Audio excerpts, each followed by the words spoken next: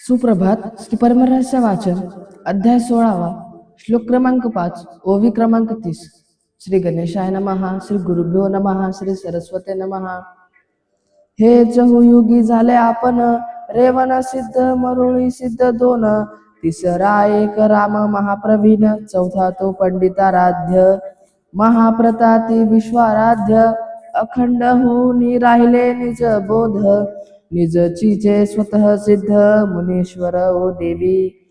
हे ते प्रत्यक्ष रुद्रची असे, ज्ञान प्रकाशे बनू जैसे, जे परब्रह्मची मनुवेशे अवतारले देख. चहुयुगी पाची आचार्य, झाले असती गुरुवर्य, त्याची मठस्थिती कर्म कार्य अवघे सांगू आता. रेवण सिद्ध प्रसिद्ध गुरु, जेने कथिला शास्त्राचारू, वीरशैव धर्माचा विस्तारो, सिद्धांत दाखविला पै. मरुळ सिद्ध नामे साचार, प्रगटले माझे नामधार, तेने केला उद्धार, भक्ती ज्ञान जाणे तो. एको राम आणि पंडिताचार्य, हे तव अवतारी भुवरी गुरुवर्य, वीरशैवा धर्माचे सर्व कार्य जया आज्ञे घडतसे. विश्वाराध्य महागुरु, सर्वश्रेष्ठ अधिकारू, गुरुतत्वाचा शिवाचारू, प्रगट करी एक वेळोवेळी.